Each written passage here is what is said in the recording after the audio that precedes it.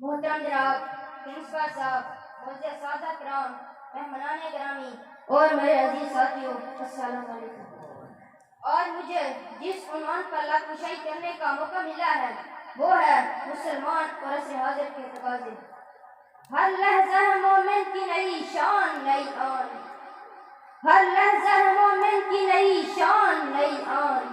گفتار میں کردار میں اللہ کی برہان، قہاریوں غفاریوں قدوسیوں جبروت، یہ چار عناصر ہوں تو بنتا ہے مسلمان۔ جناب والا، قہاریوں غفاریوں قدوسیوں جبروت، یہ چار عناصر ملا کر مسلمان کو بنا دیا، لیکن جب میں ان کی حالت میں ذات دیکھتا ہوں تو دل خون کے آنسو روتا ہے، جگر کو چیر کر ایک چیز سے نکل جاتی ہے کہ کشمیر کی وادی میں بے گور و کفن لاشیں پڑی ہوئی ہیں، فلسطین کی عملی جدوجہد اور قربانیوں کا سودا ہو رہا ہے، عراقی بچے بلک بلک کر دم توڑ رہے ہیں، جیسیاں کا جھوٹ امت مسلمہ کی بچانی کی پھیر چڑھ دیا ہے، بوسنیا میں امت محمدیہ کی تباہی قبریں بنتی رہتی ہیں، اور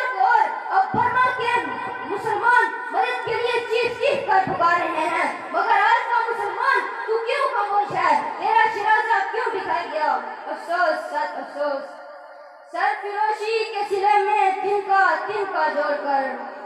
سرفروشی کے سلے میں تنکا جوڑ کر خود بنایا تھا جسے وہ آشنا خطرے میں ہے۔ جناب والا، اگر آپ کو مزید مسلمانوں کا کردار دیکھنا ہے تو ذرا میں بتاتا ہوں۔ نمرود کے دربار میں ابراہیم کی تکرار کو دیکھو، فرعون کے دربار میں موسیٰ کی للکار کو دیکھو، بدر کے میدان میں اسلام کی دیوار کو دیکھو، سخاوت کی بلندیوں پر عثمان کے احساس کو دیکھو، انصاف کی عدالت میں فاروق کے وقار کو دیکھو، شجاعت کی بلندیوں پر حیدر کرار کو دیکھو، تلواروں کے سائے میں حسین کے انکار کو دیکھو، کارگل کے بہت اچھے لالچ جان کے ساتھ کو دیکھو۔